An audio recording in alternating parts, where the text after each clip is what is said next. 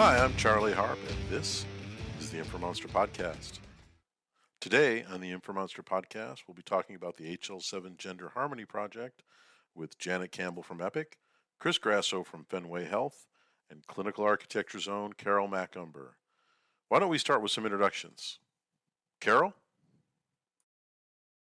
Great, thanks, Charlie. So as Charlie mentioned, my name is Carol Macumber. I am the EVP of Client Services at Clinical Architecture. And in this context, I'm also one of the co-leads of the Gender Harmony Project at HL7. Janet? Hi, and thanks so much for having me. My name's Janet Campbell, and I'm a software developer with Epic. We make electronic health records. I got involved in our work with sex and gender, actually, thanks to a project that I worked on almost 20 years ago to restrict what diagnoses could be entered in order entry by clinicians so that they would be paid for by insurance. And way back at that time, even 20 years ago, having received my computer science education from a liberal arts school, I was scratching my head and saying, wait a minute, should the legal sex really have that much of an impact on what diagnosis a provider can enter? And that was what started me down this long and winding road to where I am today. Great. Chris? Hi, Chris Grasso, Chief Information Officer at Fenway Health. And in my current role, I oversee all of our EHR applications and clinical applications. But really, Fenway's work and my work involved in the sexual orientation and gender identity work has been going on for more than 2 decades at this point. And I know that we'll get into some of this conversation a little bit later on. But I can sort of at least start by telling you that Fenway's work and my work around this, really started about 20 years ago. In caring for our patients, we knew that we needed a better way to capture this information. We also knew that our systems and technology was inadequate in caring for this patient population. And so it was very important for us to be able to really advocate and help design systems to better care for the LGBTQ community going forward. Thank you. Thanks for those intros. I'm very excited to be able to discuss this topic with the three of you today. Now, the audience of the Informonster podcast includes informatics folks, software developers, data science gurus, clinical people, and even some business people who are probably secret data nerds, but we can keep that on the down low. Many of these folks might not be plugged into HL7 and haven't been following along with the progress of the Gender Harmony Project. So I think it would be great to provide some history of the project, starting with why it was started, and then what it is meant to address, how the process worked to get where we are today, possible implementation challenges that you guys have experienced or encountered, and then maybe some discussion on where you all think we can go from here. Now, before we get into it, I do want to say that I've been developing systems in healthcare for over 30 years. And the classic gender field is something that I always took for granted. It's like the patient's birth date. It was this permanent, unchanging piece of metadata that's used everywhere in processing healthcare information. Now, when I first heard about this initiative, I thought it was just more metadata.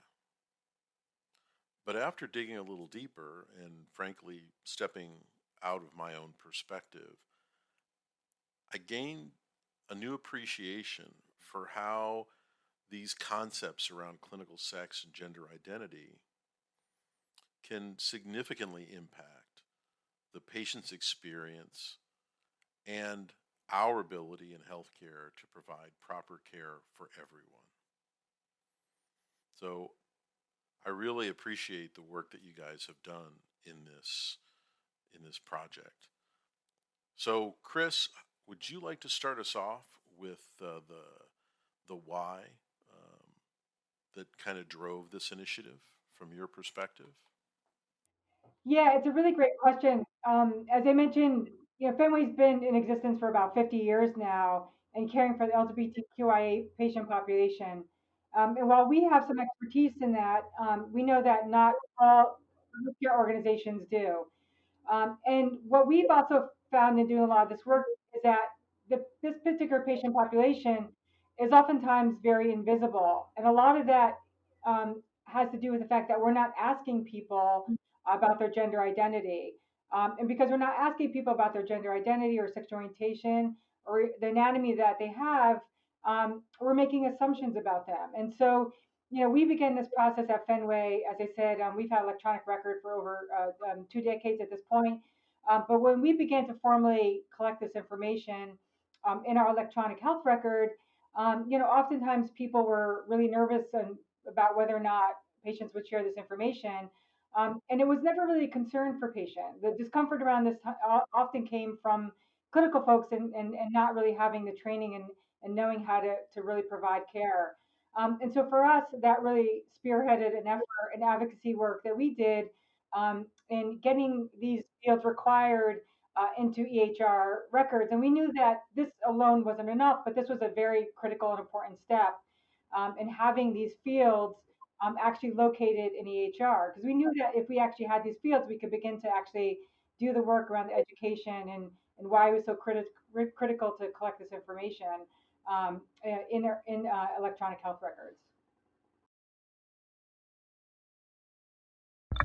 Yeah, I think we saw a similar progression from our side at Epic as well. Our first release of our software was in 1979. And even at that point, we'd recognized the importance of having a single patient record that surrounded everything that we do. But the challenge was that in 1979, as you said, Charlie, we had one field, and that field was called sex. And it was updated when you registered. Probably the registrar would put whatever they thought you were into that field. It might have been later updated with your driver's license once you presented and had your formal identification there. If you indicated that you wanted to be called something else in the waiting room, for example, or use a different title, it might have been updated again. But then that field also drove clinical documentation tools, like whether the system thought that you could menstruate or become pregnant. And it even would control how we billed insurance on your behalf. And that was a pretty long state of affairs. And the challenge there is that one field had become overloaded and was asked to do double duty. And if you look we lived in that state for quite some time, but with some additional reporting requirements that came out of some of the work that the Fenway Institute did, around 2014, there were increased federal requirements to record this information as a part of certain recording products, as a part of certain recording programs.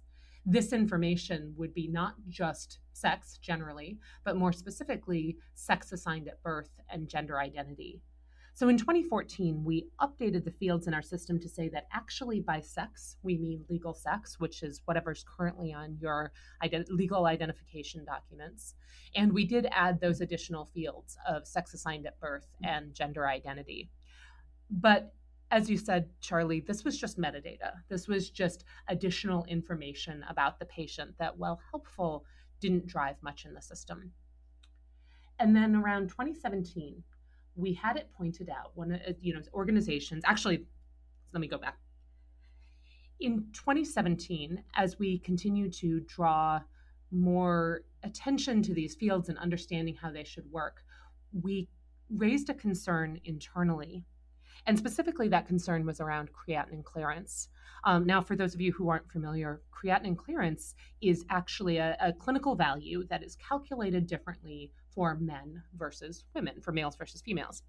And the system would show that calculation according to the patient's legal sex, which may or may not have anything to do with the anatomy that they have right now.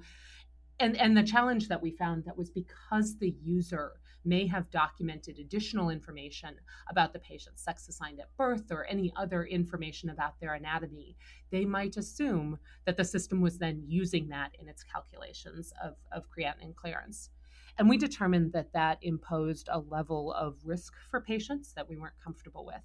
So in 2017, we fixed those most safety critical areas, but that really opened up the door to say, we've been recording these fields for quite some time now. It is time to change the EHR through and through to not only document these more these additional nuances of sex, gender, and anatomy, but to actually use them throughout the system in the way that they were intended to be used.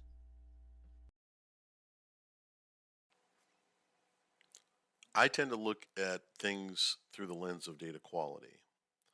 And when you think about it, the classic gender field conflates biological sex and gender identity into a single bucket.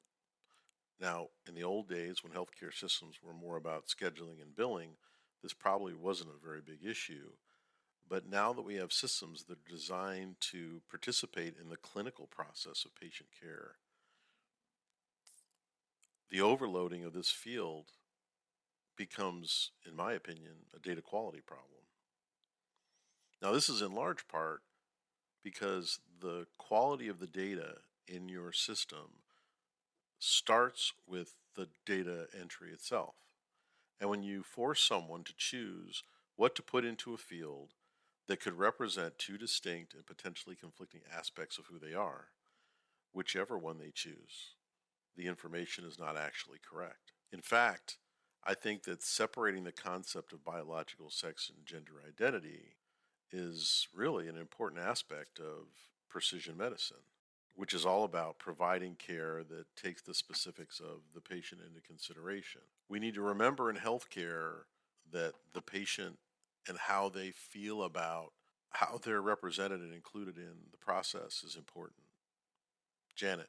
One thing that I observed was that in trying to explain why this was important work to be done to a wide audience of people, including many who had never come across this idea of what it means to be a transgender patient or a transgender person, I often found that regardless of what experience you have with that, for people with a fully technical background, it was very easy to point out that we are asking a single field to serve multiple purposes. And in effect, we were overloading data fields in the system and then expecting there to be data consistency, and there wasn't.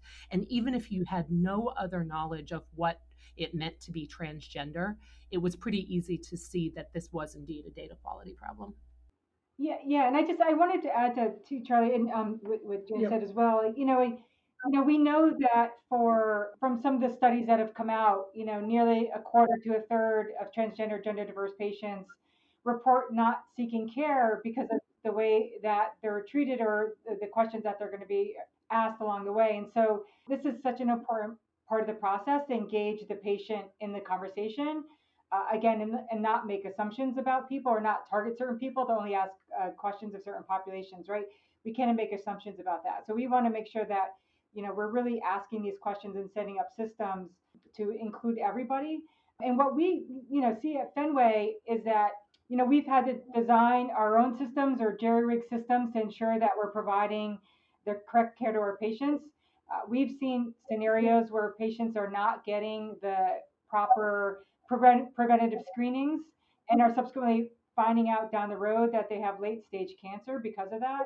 And so it's very important that it's not just about collecting, gender identity information, but it's also about how do we sort of take this information, how do we take the anatomical inventory information and use this information within clinical decision support systems to help guide the clinician into the services that the patient is due for. And you're exactly right. When I often talk about this work, I often use the precision medicine terminology because to me, this is really about what precision medicine is all about. It's not about looking at things at a population health level, right? It's not saying like women between this age need a cervical pap screening. It's saying people who have a cervix should be due for a cervical pap screening. And so we really have to sort of reframe and rethink the way that we're caring for patients. And it's not just a technical issue, but it's also, a quality care issue as well. And I think, especially when you consider concepts like social determinants of health, poverty and education can affect someone's ability to receive care, but so can stigma. Carol? Yeah, I mean, I think part of it, along the lines of what Chris was saying, that data quality issue at the point of capture or self-reporting just permeates into things down the clinical care workflow and operational process, right? I mean, for example, kind of talking about quality in terms of quality measurement. NCQA, or the National Committee for Quality Assurance. They produce HEDIS, or what's the long name? Healthcare Effectiveness Data and Information Set that's used to evaluate different payers and programs. And it covers, I think, roughly 200 million people at this point, are enrolled in plans that report HEDIS results, making it one of healthcare's most probably widely used performance improvement tool or system. And they cover, 6 or plus more domains of care utilization. For all of those measures, individuals with non-binary gender are currently excluded from HEDIS utilization measures that currently require a specific gender, a binary male or female. And NCQA, to their credit, recognizes this as an issue, but without the kind of change in legislation and in the standards that they're basing and the clinical guidelines that they're basing their performance measures off. They're kind of waiting, and saying, well, we're continuing to track industry standards for non-binary gender. In other words, the guidance provided, in and out of the Gender Harmony Project and other areas, will help improve representation of non-binary gender individuals, through measurement, also to ensure that they're being recognized, and being factored into those performance measurements. Further, I think, and Chris can probably talk about this too, when we look at the use of section gender and things like payment for care.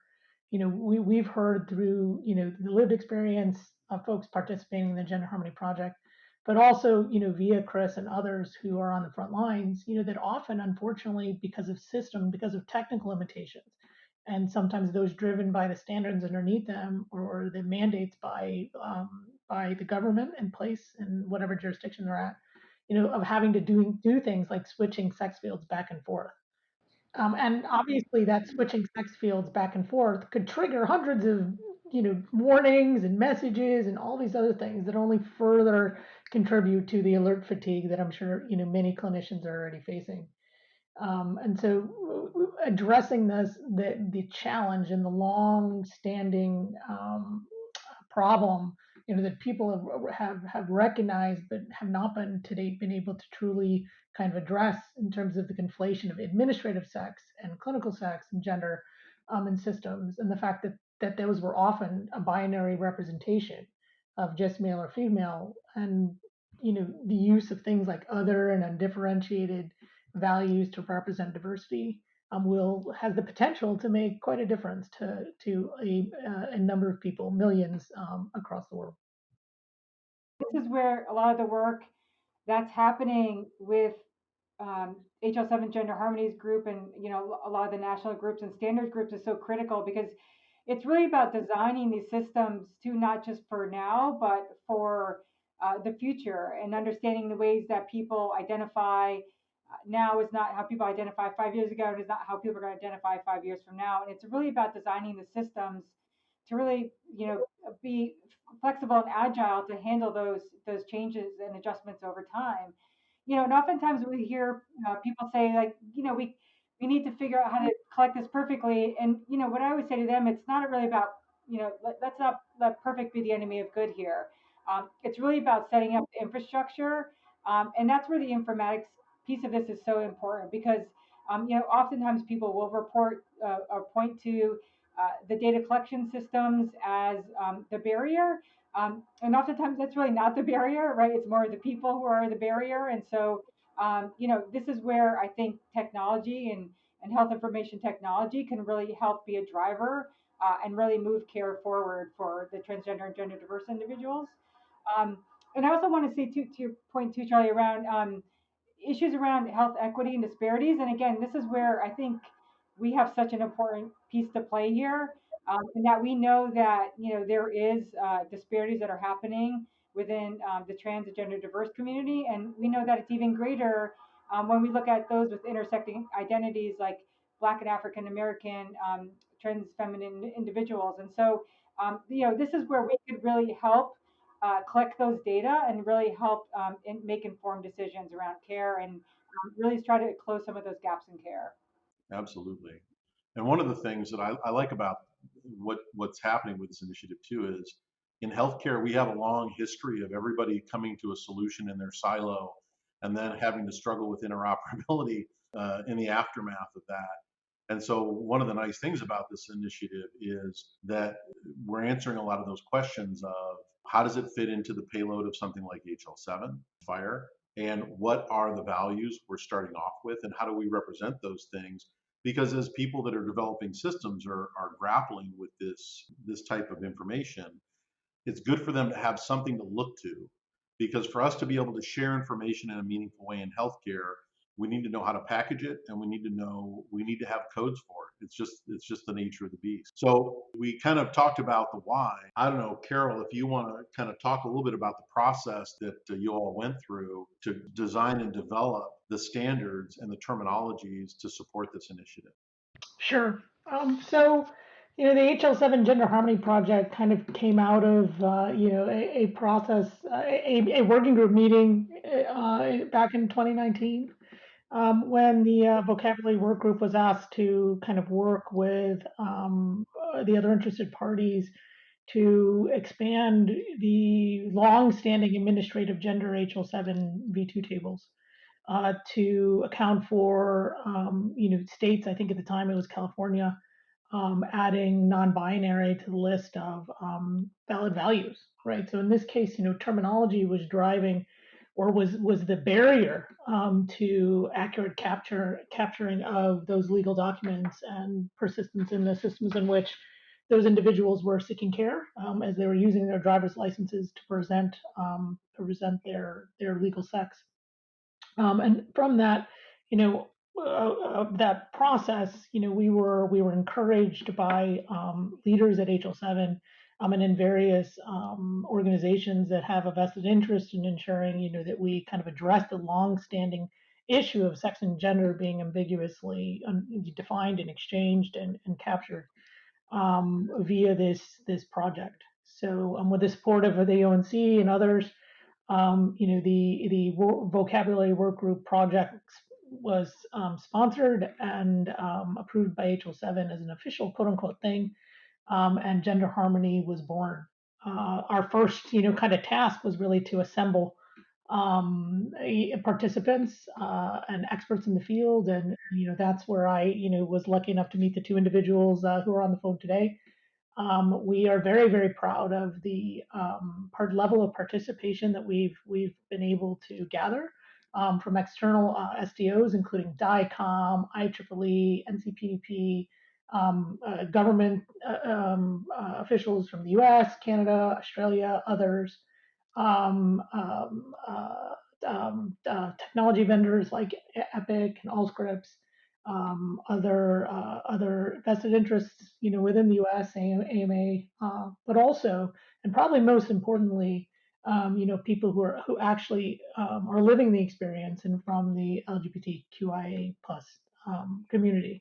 As hearing those stories and really understanding how things like the terminology we use really impact the way that they are perceived and feel and are treated in a what can often be just a very clinical, removed, and uncomfortable. If you think about it, well, in your interaction with the healthcare system, it's not always a pleasant experience to begin with, or the reason to be there.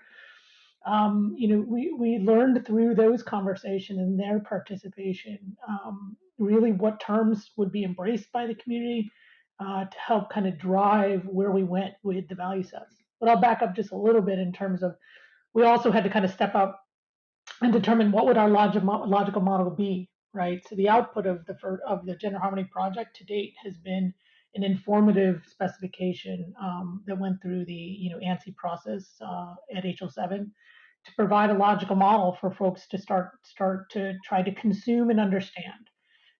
It tried to address things like separating administrative sex from clinical sex by representing them as two separate elements, right? So we have within this logical model different elements that include recorded sex or gender to capture things like sex assigned at birth, gender identity as its own elements with its own value set of supported by terminology, and a sex for clinical use, which clearly is attempting to solve that issue of conflation of administrative and clinical sex. so that you can have one that is meant for and meets the criteria for administrative purposes, while not utilizing that for things like clinical sex determination and GFR rates and other things within the clinical spectrum that really are should be determined by things like organ inventories and so on. Since then, the group has published a Jamie article, has done interviews kind of across the board with things like ONC's High Tech, with the VA and other places to really kind of start the next set of conversations. As we move to phase two and the future, that will result in more specific implementation guidance, so that people really kind of understand, okay, you've produced this logical model, you've talked about the reasons why, you've talked about the theoretical, impact, but what does this really mean? I'm writing CCDA, I'm writing and consuming fire, I'm sending V2 messages. How am I supposed to represent these things in those various standards? The next phase of gender harmony, which we were lovingly referred to as gender harmony 2.0, is exactly that.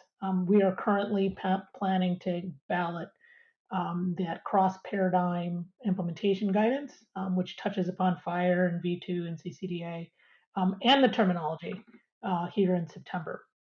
The other thing that the logical model I think does to improve our ability to accurately represent that lived patient experience, and the reality that the information and somebody's gender identity, their sex for clinical use, the pronouns they prefer to use, the name they prefer to use, and the recorded sex or gender on any sort of documentation, the reality that those things change over time, and have context, is something that we couldn't support in systems with the standards and the terminology that was in place.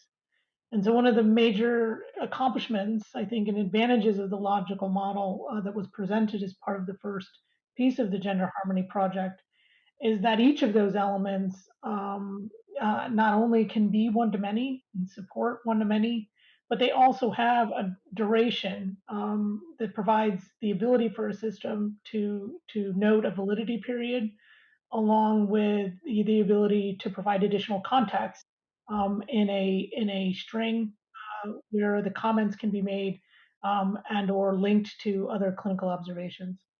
As these new standards around gender identity emerge, when is a good time for someone who's developing a system to really start making the changes? Because I know a lot of people that are developing systems, whether it's analytic systems or EMR systems, they are concerned about adopting a standard and then have the standard change and then having to do the catch up.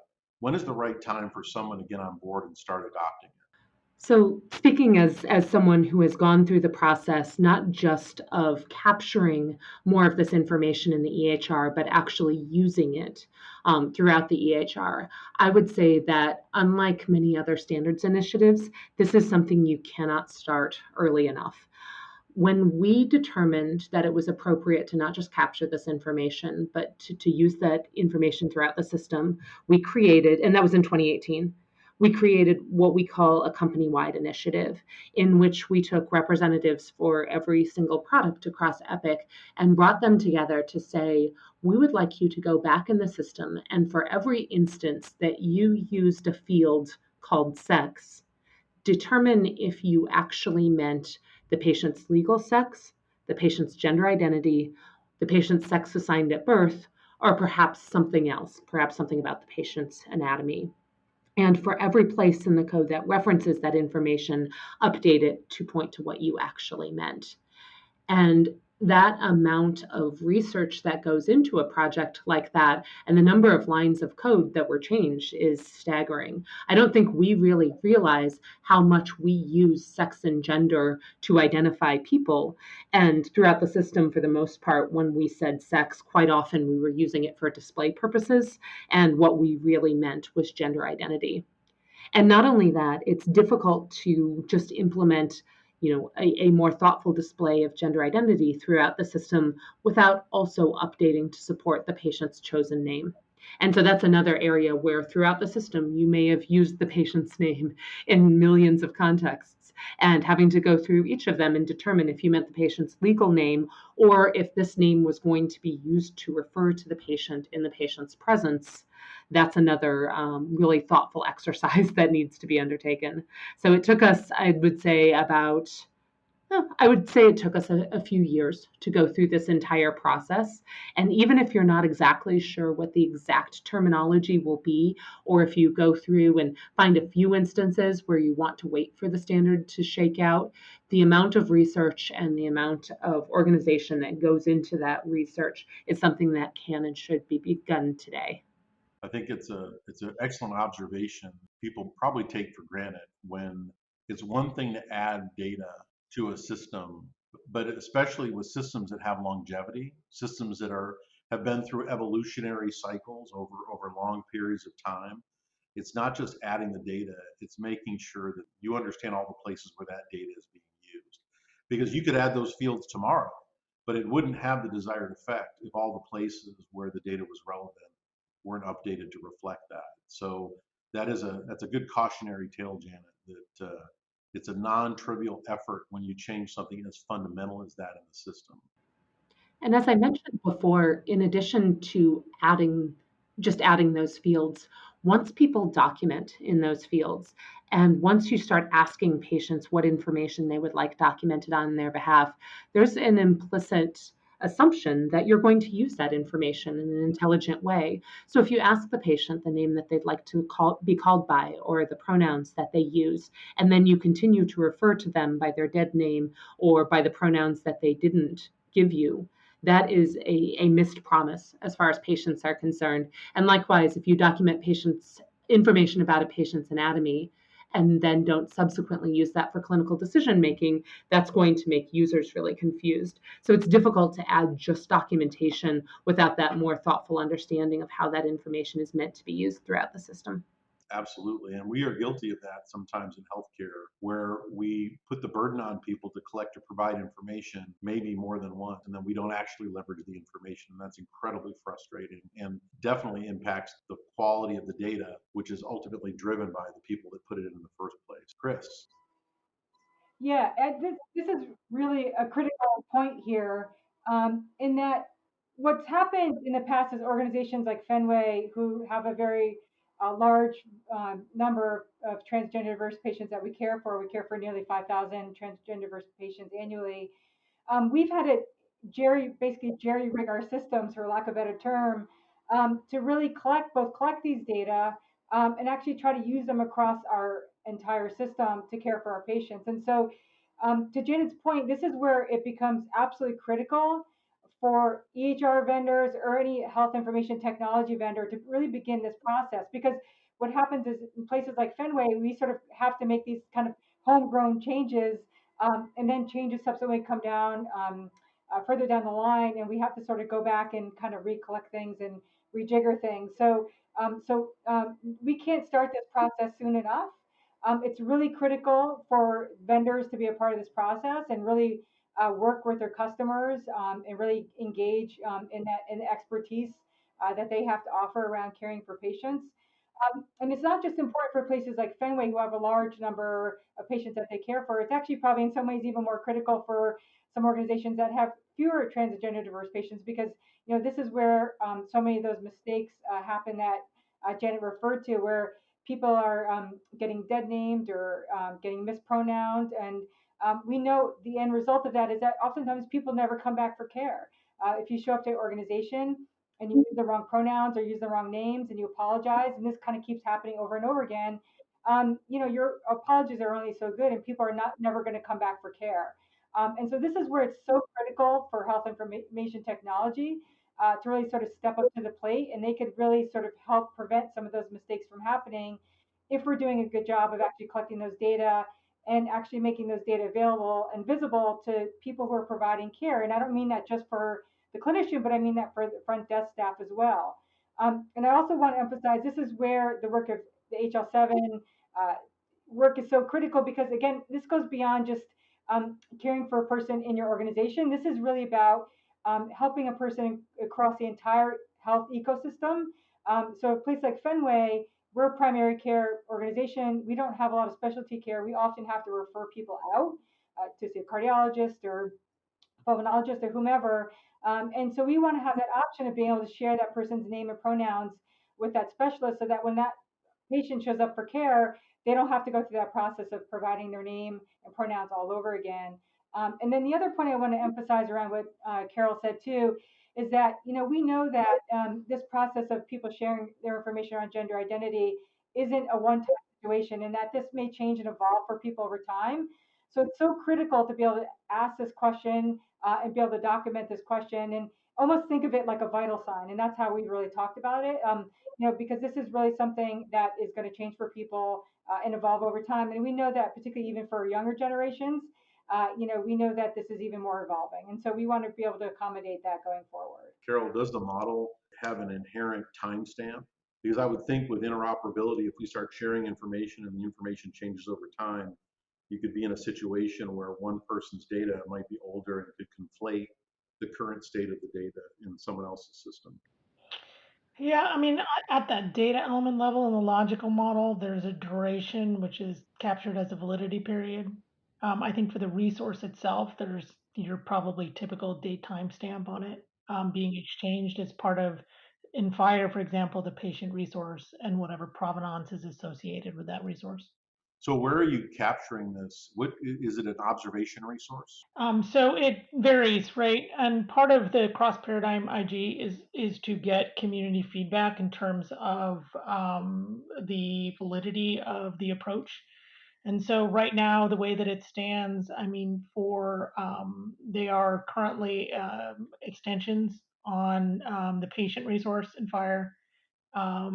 There is also a implementation coming out of Gravity that would capture it as an observation. And so part of the cross paradigm IG is to present both approaches and to get the community feedback via the official ballot process to determine which of those approaches, in terms of sex for clinical use, being a expansion and captured via that extension versus it being captured as an observation. Obviously, tying those elements together across resources will be a variable that people will have to take into account as to how it's best to represent these at an implementation level. The logical model coming out of gender harmony doesn't dictate that, right? And so part of it is allowing the experts in each of those HL7 product families to help determine what the best way is to represent the information and do so in a way that's interoperable across the HL7 product families. As an engineer, I would just say that consistency breeds success. If it is going to be something that can have a time period, it's got to be something like an observation. It can't be a static field with a state like biological or sex at birth might, or date of birth, something that is resolute. The other question I have is, I'm assuming that this information, since we're kind of injecting new data into the concept of the patient, do we consider this to be part of protected information under HIPAA? You might be asking the wrong set of people. Janet, that was a great way of saying, so we punt specifically on a few questions.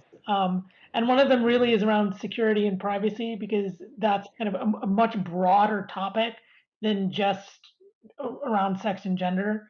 And the law and rules around which things are protected and are not is not in the purview or part of the scope of what we've been focusing on. Although we absolutely recognize that there is a need to evaluate these new elements if they were to be put in place, for reasons such as, hey, somebody may not be living their gender identity at work or at home, and you don't want that information to be shared with parties without your consent. We kind of leave that to the security and privacy experts.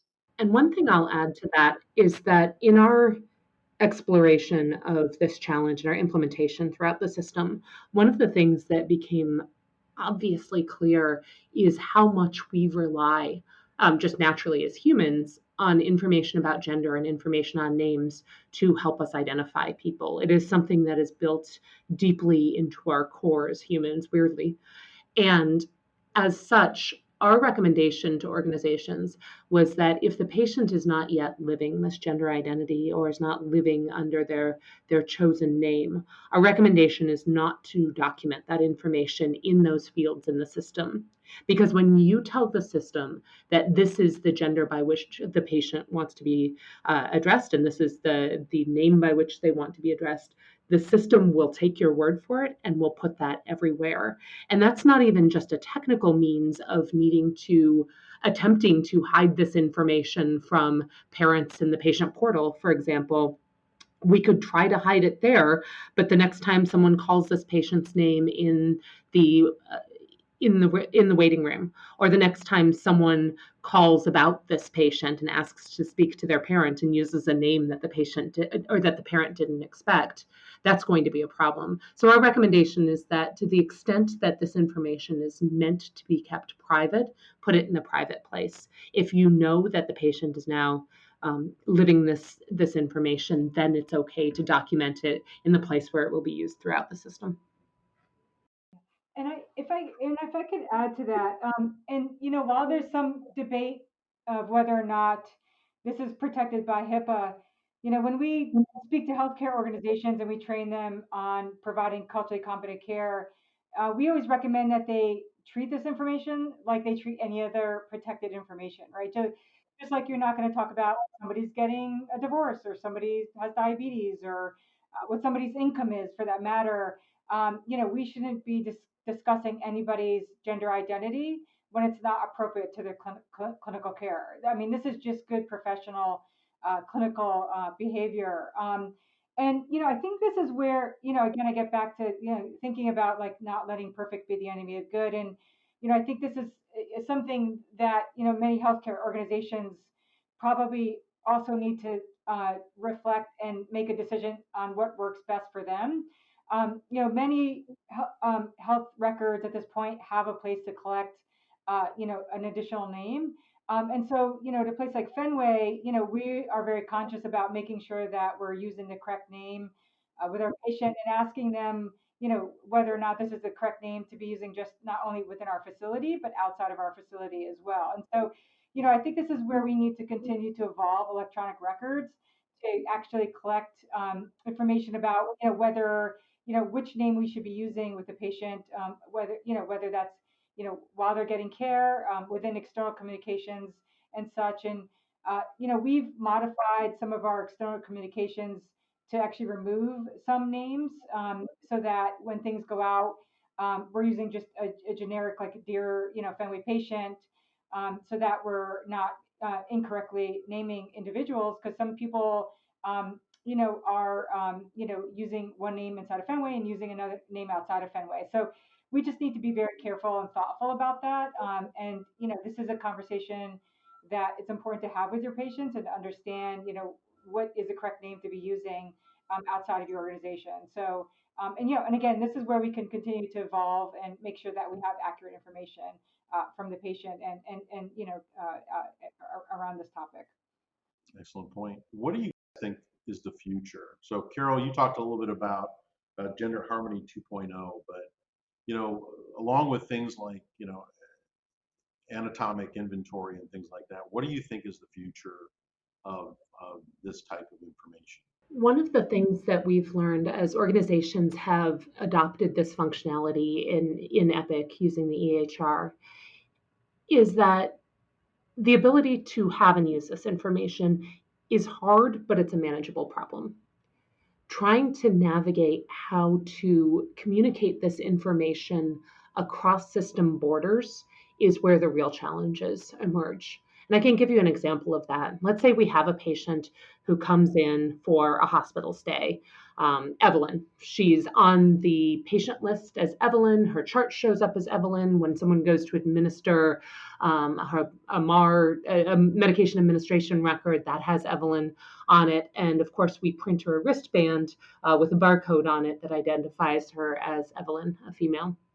And let's say she may need to receive blood at some point. Well, blood bank systems, due to a number of different reasons, will record legal name and legal sex. And we wouldn't ever want to be in a position where Evelyn was not able to receive a blood transfusion that she needed because her demographics didn't match what was in the blood bank system. And so as a result, we might need to update her wristband to put her given name on there, her dead name. We might need to add the gender that doesn't apply to her. And now we're in a situation where we may have to reflect that information even further upstream on the medication administration record or even on the patient list, which is going to affect what people call Evelyn. And even worse, she's in a scenario where every day she wakes up, she's in the hospital, she's already frustrated or scared or worried. And then there on her body, on her wrist, she's reminded of an identity that does not match who she thinks of herself as. And that's probably the worst case scenario. So as my goal for the future of this project is that the gender harmony project will allow us to communicate all of the important information about Evelyn across multiple system borders, and that these systems themselves can then determine what information they need in order to display Evelyn's name, her gender, any other information that they need for other reasons. But essentially, that we can get to a point where we're not having to make a decision about which identity fits Evelyn best, and we can just share all of the information that we know. Yeah, and I really get back to, one of the points we talked about earlier in that, we really need to be thinking about moving towards this whole concept of precision medicine, right? And then, people have one thought about that, but to me, precision medicine is really about caring for the individual in front of you. We're increasingly collecting more and more data on patients. And so this is really at the cusp of being able to sort of use this in a way that we're really thinking less about this at a population level and more about the individual level, right? So it's about names, it's about pronouns, but it's about taking the anatomical inventory and integrating it to the system. It's about taking other data from the system and incorporating that in and caring for the individual patient in front of us. It's about being able to connect the dots between your primary care provider and the specialist that the patient is going to see. It's about you know even thinking just about expanding beyond the EHR, right? What about our patient portals? How can we really begin to even think about making them really an area where we can engage patients more? Right now we're doing a lot of pushing information, but can we think about when a patient opens up the app or that patient portal, and how much could we really tailor that to that patient's experience? And so I think it's an exciting time to be involved and being engaged in health information technology in the standards world. I mean, I think this is a point in time where people are working together in a way that they've never worked together before. And I think, as, things are evolving in this country and, some areas are progressing and some areas are not, I think this is where I feel like technology really can continue to be a driver in closing some of those gaps in care and caring for populations who've been, invisible and for years and at this point. I think that's a great point, Chris. I think it's interesting when people talk about precision medicine. I see a lot of people that think that's all about genomics. And I'm like, I would be perfectly happy if we could accurately create a digital representation of the patient that is current, correct, and relevant. And so it can go from demographics to DNA, but just having a current, precise picture of the whole patient as much as we can so that the software, the healthcare information technology that we're investing in, can actually do something meaningful and helpful and augment the human provider and not just be a replacement for a piece of paper. So absolutely. And I think that what you guys are doing, what you guys have done is an important part of that. Any closing thoughts or anything else you guys want to throw in before we wrap up today? I think one thing that I find especially valuable about this work is that it's not just transgender patients who want to be called by a name that's different than the name on their birth certificate. And it's not just transgender patients who maybe don't have ovaries, even though we might expect them to, or have different anatomy than what they were born with. And the work that we're doing here will benefit the entire patient community. And that's something that's really exciting. Exactly. It's about doing a better job of having the patient feel like the systems that we're using to treat them know who they are. Yeah, and I think it's really about moving away from assumptions, and that how people present, and making assumptions about how people present, about the anatomy that they have, and as Jana was saying, this work that we're doing really benefits everyone.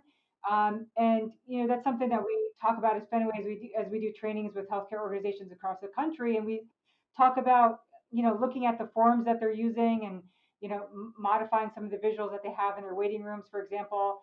And actually moving more towards gender neutral diagrams, for example, or even your registration forms, right? I mean, as Jenna was saying, we encourage people to, ask everybody the name that they use because, oftentimes maybe your given name is not a name that you don't like to go by because maybe you were named after somebody in your family that you don't like, right? So we don't want to make assumptions about that. And even similarly, thinking about how, families are evolving and changing, right? I mean, moving away from assumptions that everybody has a mom and a dad, right? I mean, some people might have two mothers or two fathers, or they might be raised by their grandmother, right? So we just need to be really thinking about this work in a much bigger way going forward. Yeah, I think, right now we're in a really optimistic state. And that since the Gender Harmony Project started, we've seen progress in so many different areas, not only in the US, but also internationally. We saw the U.S. Preventive Services Task Force come out with a pretty strong statement, that they're recognizing that the language used in their sex-specific recommendations, which are, evidence-based recommendations on clinical preventive services, um, need to be more clear and consistent so clinicians and patients can effectively and respectfully apply these recommendations in practice. That they're committed to the whole idea of promoting health and equity in diverse populations, including those that are based on sex and gender. We've seen a report come out from the U.S. Census Bureau on how it's best to collect sex and gender information. We've been engaged by the ONC and the elements that are in the gender harmony logical model have all been either included in the V3 draft because things like gender identity were already in, or as new level 2 elements. We have, our partners in Canada via Canada Health Infoway, who have a section gender workshop, who are, looking to align with gender harmony wherever possible. We've got folks in Australia, Queensland's Health and Gender work group that are also, engaging us, every few months to see where we're at. And also at a ISO level, there's a section gender in EHR's task group under, I think, TC 215 or one of the others, that are also, working across various international standards development organizations. And all of those things, they're just great examples of how people are moving forward in terms of disambiguating between sex and gender and ensuring that the diverse population is represented and can, receive quality healthcare.